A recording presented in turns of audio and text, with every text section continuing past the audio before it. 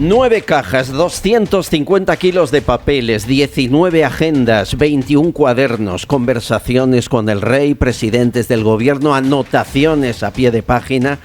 El jefe del CSIC, el hombre que hizo grande los servicios de inteligencia de este país, Emilio Alonso Manglano, lo escribía todo al llegar a casa. Después de jornadas maratonianas, apuntaba cada detalle de lo que había hecho durante el día y lo guardaba.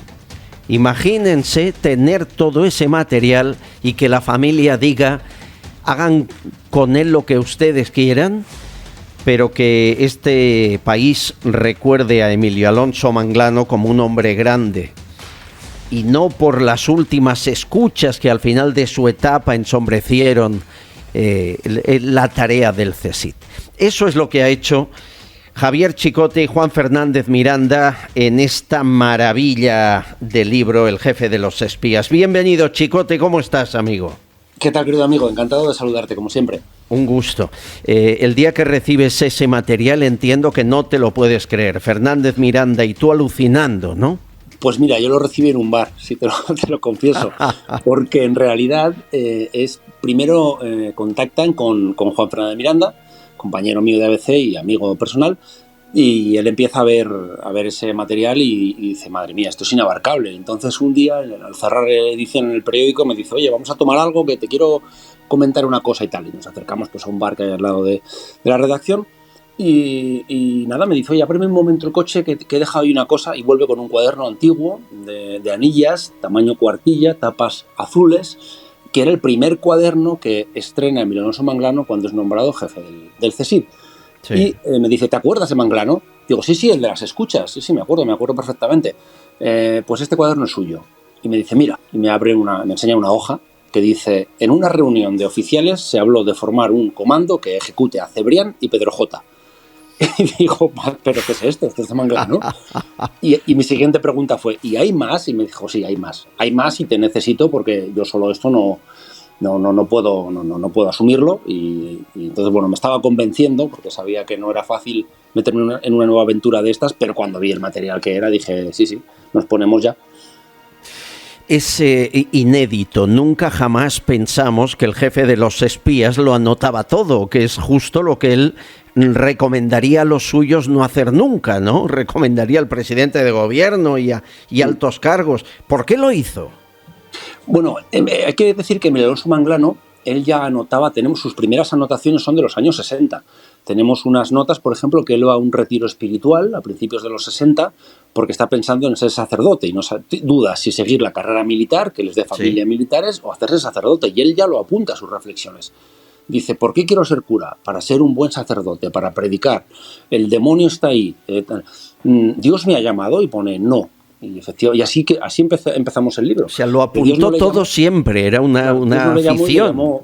Le llamó Alberto Liart. Entonces es un hombre que ya tenía esa costumbre de apuntar con disciplina militar, lo apuntaba para él y apuntaba lo más importante, las conversaciones que mantenía con personas como el rey, como Aznar, Felipe González, Narcís Serra y también otras cuestiones mucho más militares que periodísticamente tienen menos interés, pero esas también las apuntaba.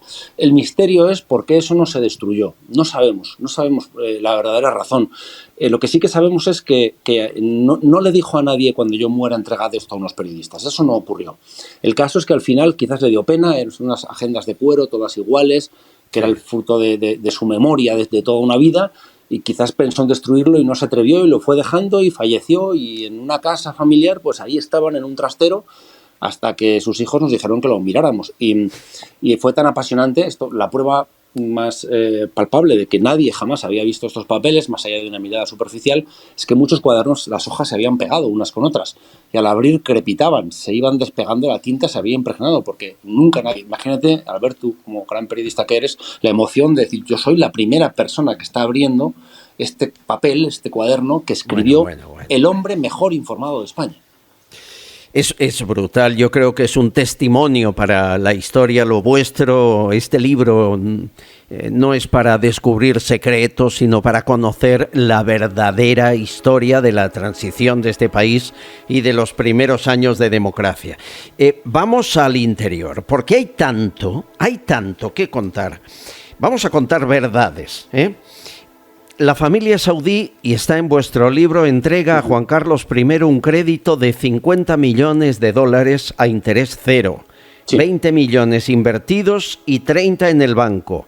Esos 30 generaron comisiones y ganancias de 18 millones de dólares. ¿Estamos hablando del origen de la fortuna de Juan Carlos I, del rey?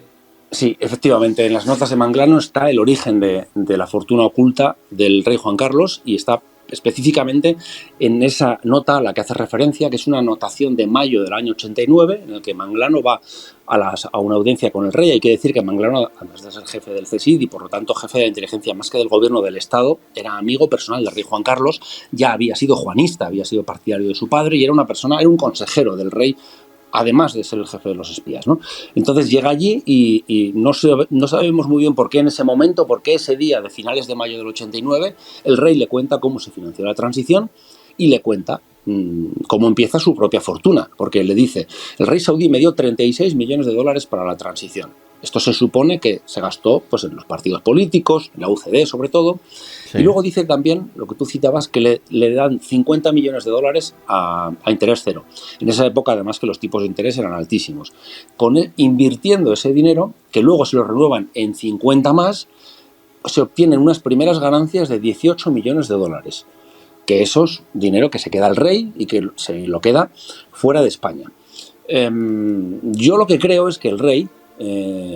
recordemos que la monarquía española es una monarquía restaurada, que el abuelo del rey tuvo que salir de España con la llegada de la República y que él cuando llega no sabe qué va a ser de él, y los Borbones están considerados como una casa real pobre, ¿no? Entonces empieza a hacer su rinconcito en Suiza, ¿no? Y se empieza haciendo con esos dineros saudíes. El rey consigue financiación para pagar los nuevos sistemas de la democracia española, y a la vez él se queda un trozo. Estos créditos a interés cero, que si te dan un crédito a interés cero de esas características, además es como que si te están regalando dinero, equivaldría a lo mismo, ¿no? Porque simplemente invirtiéndolo a un tipo fijo, pues ya estás ganando dinero. Tanto es así que en el año 91 hay una nota de Sabino Fernández Campo, personaje interesantísimo, en la que le dice a Manglano: don Juan Carlos tiene 5.000 millones de pesetas en Suiza. Ese rinconcito que empezó a hacer en la transición, pues se va creciendo y se convierte en una gran fortuna fuera de España, por supuesto sin declarar a Hacienda ni a nadie, y al final es una fortuna envenenada, porque a ver qué haces con ese dinero, ¿no? Y si a eso ya sumamos lo que ya conocemos, lo que ha pasado después, Corina, la renuncia a la herencia por parte del rey Felipe, etc., etc., etc., podemos comprender qué es lo que ocurrió y qué es lo que pasó. Y además en el libro, esto ya, quien quiera que lo vaya a mirar el detalle, esos 50 millones y luego son 100 millones de dólares más, esos préstamos tienen una devolución muy, muy curiosa, porque no es el rey quien lo devuelve. ¿Quién lo devuelve? Pero hay que dejar a los lectores algo, pero lo devuelven otros jeques distintos. Otros jeques. Que lo prestaron. Yo son los que se encargan de hacer la devolución. Quiero poner en valor que trabajas jefe de investigación de ABC, también está ahí en el equipo directivo Fernández Miranda, periódico monárquico, y Manglano, monárquico hasta la médula, que se iba a Estoril a visitar a don Juan de Borbón. Es decir, esto está hecho desde el cariño a la institución, que nadie busque aquí perjudicar a don Juan Carlos, sino conocer la verdad, ni más ni menos. Claro, es muy importante lo que digo, porque hemos estado tapando algunas cosas durante años, pero hombre, todo tiene un límite, y creo que ese límite ya es evidente que llegó a la frontera, ¿no? Vamos a más. Para aclararlo de una vez por todas, el rey frenó el golpe del 23F, según dices en tu libro por las notas de Manglano, y varios detalles importantes. El general Armada le dice al rey: el voto de los socialistas lo tengo yo. O sea que si yo estoy ahí de presidente del gobierno, el PSOE me apoya. Y sin embargo hay otros líderes del golpe que dicen: el rey está metido hasta las trancas. ¿En qué quedamos? Bueno, es que del 23F hay infinidad de teorías. Yo el otro día estuve tomando un café con un militar que era un joven militar cuando el 23F, y estuvo ahora tiene 80 y tantos años, ya está jubilado, pero en ese momento fue de los que fueron al Congreso, y me decía que el golpe que lo estaba dando era el Partido Socialista. Es decir, aquí cada uno arrima el ascua a su sardina. Entonces, yo la verdad absoluta sobre el 23F no la sé. Lo que sé es lo que el rey le cuenta a Manglano. Y lo que el rey le cuenta a Manglano, además, nada más ocurrir el 23F.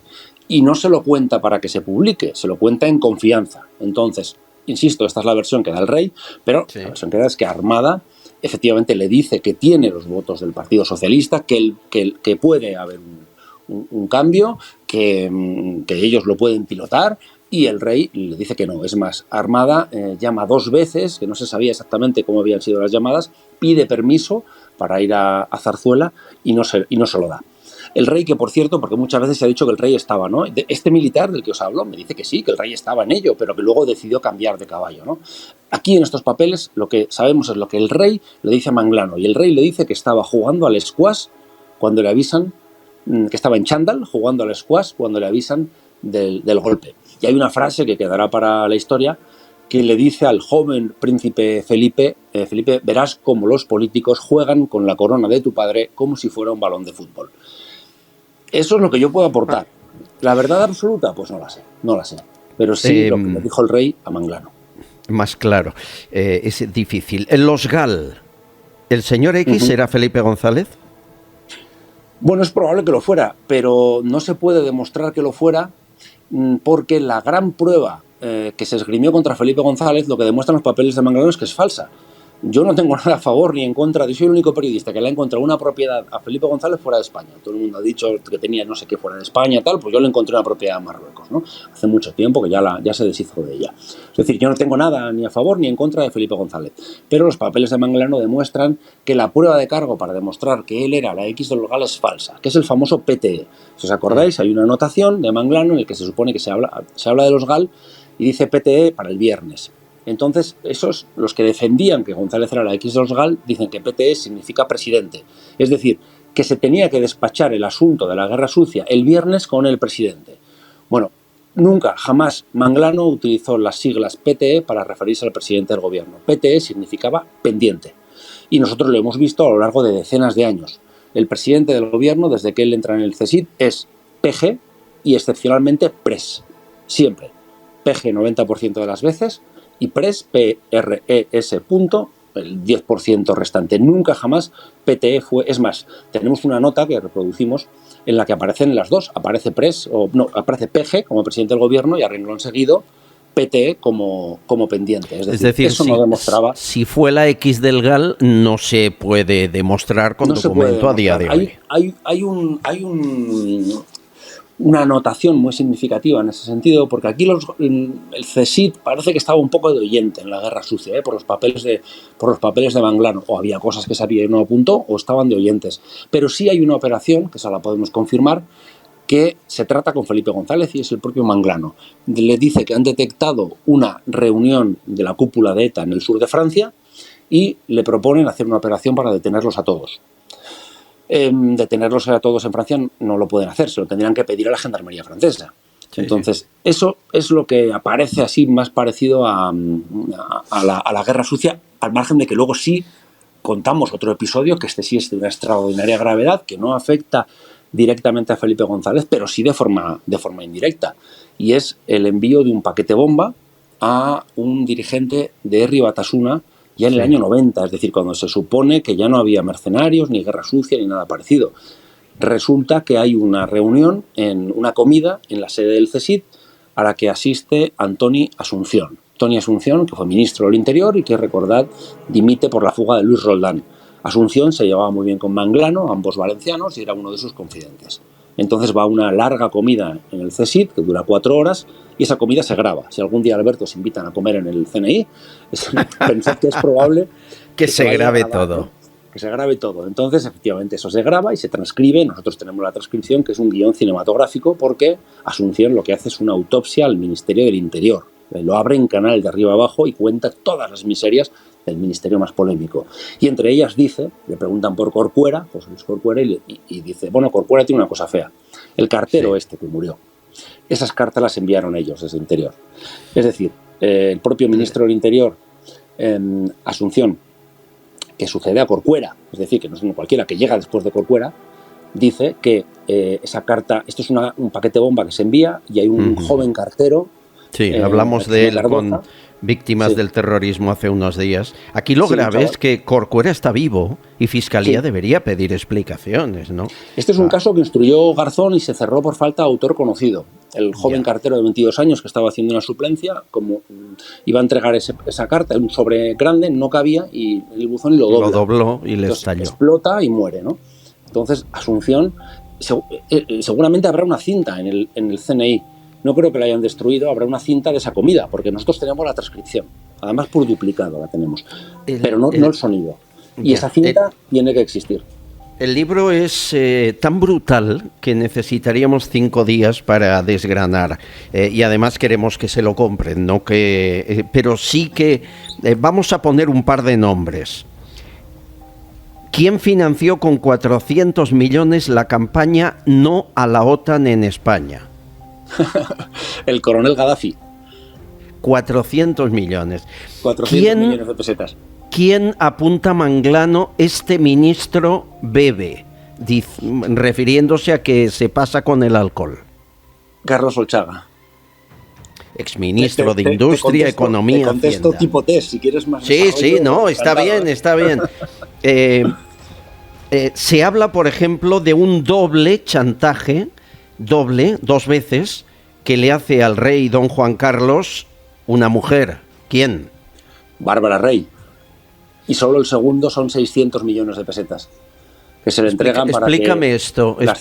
salgan. Estamos diciendo de que Bárbara Rey quedaba con el rey Juan Carlos en un local y contrataba un fotógrafo que les pillara. Sí, así es, tal cual. Esto es una historia, todos hemos oído hablar, ¿no? De Bárbara Rey, de esa relación, de las cintas, de tal, pero aquí por primera vez se demuestra qué es lo que ocurrió. Entonces hay al menos que sepamos 2 chantajes. El primero es del año 94 y se encarga de solucionarlo el propio Manglano, por lo tanto, y él es el que lo apunta, es decir, no hay duda ninguna. Manglano recibe una llamada desde Zarzuela, el rey le dice que pone el altavoz y que está con el jefe de la casa y con el jefe de seguridad de Zarzuela y le dice: Emilio, tenemos un problema, quedé con la pariente. Se referían así a ella, no sé si por apellidarse Rey y la Gracieta, y para no nombrarla directamente la llamaban la pariente. Quedé con la pariente, no especifica dónde, pero dice quedé con la pariente, dice tuve un gesto, le toqué un pecho. Y el viernes llegaron unas diapositivas a Zarzuela. Piden $100.000. Entonces, según las notas de Manglano, Bárbara Rey queda con el rey, ya habían roto su relación, ¿no? Pero bueno, quedan y ella, pues de alguna forma, igual quizás propicia eso, el rey tiene ese gesto y también ha llevado, por supuesto, un fotógrafo para que lo capte y luego pedir dinero a cambio de las fotos. Según Manglano, se encarga de solucionar esto, dice que el dinero se lo va a entregar y lo confirma que lo entrega Manolo Prado y Colón de Carvajal, administrador de la fortuna oculta del rey, y además dice que se le va a pagar también con programas en televisión española. Para eso es el propio Manglano quien envía una nota al jefe de gabinete en ese momento de Moncloa y se pide. Y efectivamente, si nos vamos a Hemeroteca, vemos que unos meses después le contrata a Televisión Española a Bárbara Rey unas galas. Bueno, el caso es que pasa ese chantaje, presunto chantaje, y vuelven a aparecer notas esporádicas de la pariente necesita dinero. Hasta que ya, una vez que ha dimitido Manglano dimite en junio del 95 por las escuchas, y ya en el año 97 ocurre la segunda parte del chantaje, que es la gorda, ¿no? Entonces, ahí directamente, y esto se lo cuenta el rey a Manglano, le dice, se ha comprometido a firmar un documento, hay 3 vídeos, 2 en el dormitorio, 1 en el salón, se habla de 3 cintas, y parece ser que había una revista, una publicación alemana que podría publicarlo. Y entre medias estaban Mario Conde y Javier de la Rosa también enredando con esto. Es una época apasionante. Entonces deciden pagarle a Bárbara Rey, se llega a un acuerdo para pagarle 600 millones de pesetas. 100 directamente como primer plazo. Se le entregan 100 millones de pesetas y después 50 millones de pesetas al año durante 10 años, en unas porciones mensuales. Si hacemos la suma, salen 600 millones de pesetas. Cuando publicamos esto, ese dinero, una parte lo ponía el CSIC y otra parte se decía que no se sabía cómo se iba a hacer. Luego nos han dicho que era a través de donaciones de amigos del rey, ¿no? De empresarios que daban ese dinero y los servicios secretos se encargaban de hacer los pagos, que se hacían casi todo fuera de España. Esto Manglano lo vive en primera persona, el primero de los chantajes lo gestiona él y él lo apunta y nadie se hace trampas al solitario, se miente a sí mismo. Sí. Y además, en este caso, después de publicar el libro, en una entrevista en televisión preguntaron a Alberto Sainz, que fue el primer director del Centro Nacional de Inteligencia con Zapatero. Y él lo confirma y dice que fue él quien puso fin a esos pagos. Este asunto, Albert, fue tan sumamente grave que antes de que se llegara a este segundo acuerdo y tal, hay un momento en el que el rey Juan Carlos se reúne con Aznar, recién nombrado presidente del gobierno, y le pone al tanto de estas cosas feas que hay, ¿no? Cuando alguien llega a la presidencia de un gobierno se le tiene que informar de la fontanería, ¿no? De lo que hay en las cloacas.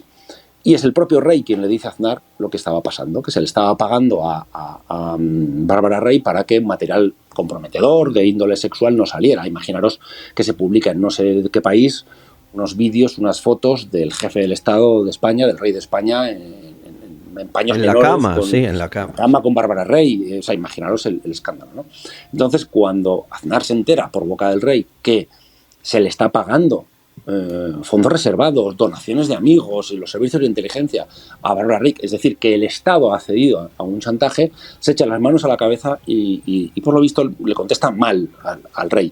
El rey también se enfada y le dice, llega a decirle el rey Juan Carlos, insisto, año 97, he cometido este error y estoy dispuesto a marcharme. Es decir, el rey Juan Carlos, uno de los grandes titulares de este libro, ofreció la abdicación a Aznar en el año 97. Aznar se escandaliza mucho, pero no acepta la abdicación y consiente que esos pagos se sigan haciendo.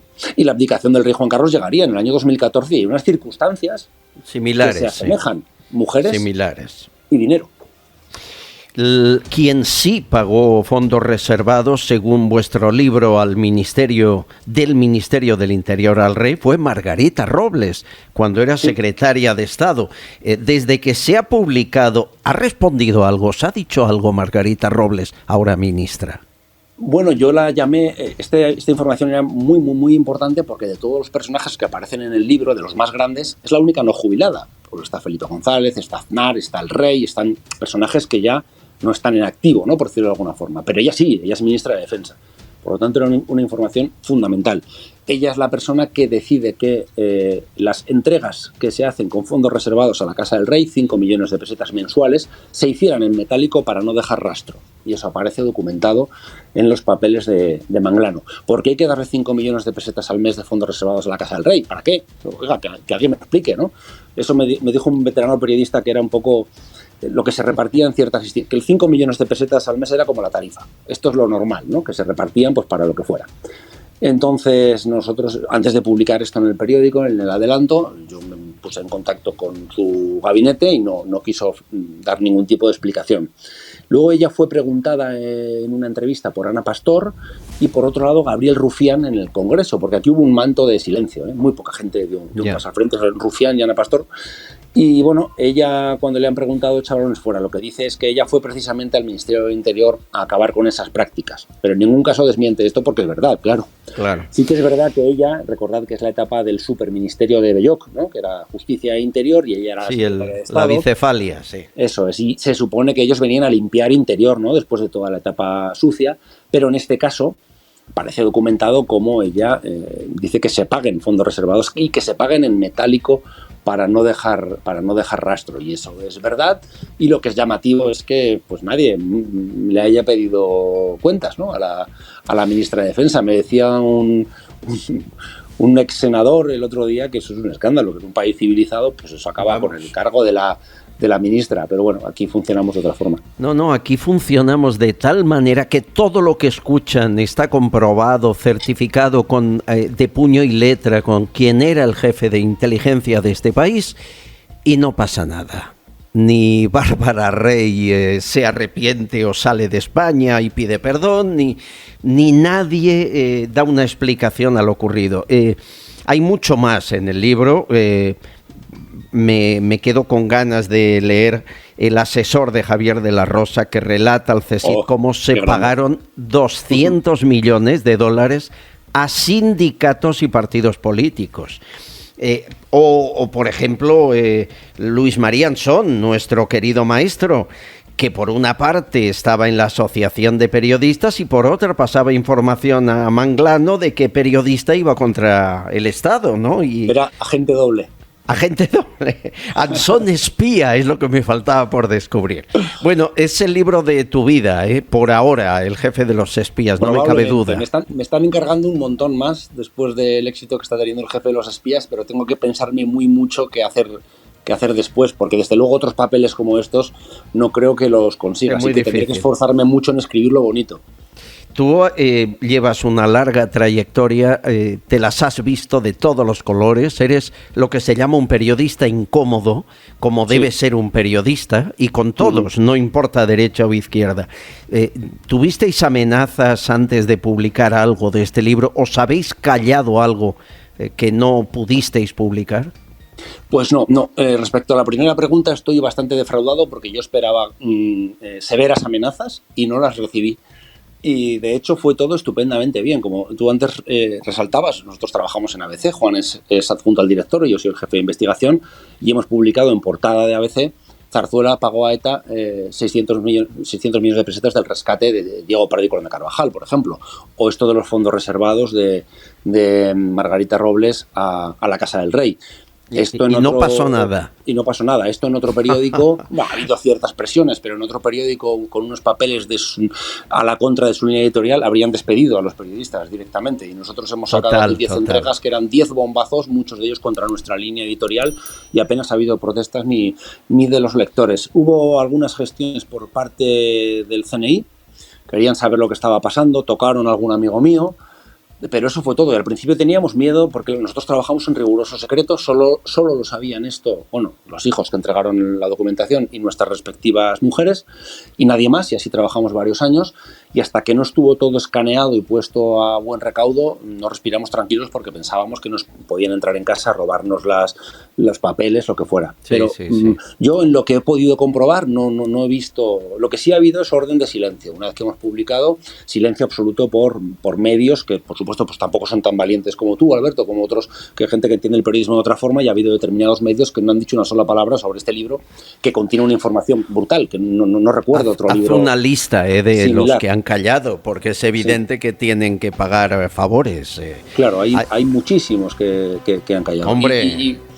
Y respecto a la segunda pregunta que hacías, lo único que no hemos publicado son algunas informaciones que eran personales y que no estaba justificado que se publicaran. Por ejemplo, sí que has citado que había un ministro que bebía, y entonces, ¿eso por qué lo publicamos? Porque es una preocupación del presidente del gobierno que hay una persona en el Consejo de Ministros que puede tener un problema con la bebida. Entonces, eso tiene una trascendencia pública porque es un ministro del gobierno de España. Claro. Pero luego hay algunos comentarios que hace el propio rey sobre su propia familia que no los hemos publicado porque no tenían una relevancia informativa. Sí tenían mucho morbo, mucha curiosidad, incluso amarillismo, pero no una trascendencia pública. Lo de Bárbara Rey sí, porque a mí el rey que se acueste con quien quiera, pero si le tenemos que pagar dinero público, todos, claro. Eso lo 600 millones el segundo chantaje, Dios de mi vida. Bueno, querido Javier Chicote, Juan Fernández Miranda, dale un abrazo a Juan, el jefe de los espías. A pesar de que hay medios que censuran este libro, creo que va por la 5ª o 6ª edición, casi nada. Enhorabuena, felicidades y gracias por estos minutos. Cuídate mucho, amigo. Gracias a ti, querido amigo. Amigos, mañana más. Castillón Confidencial.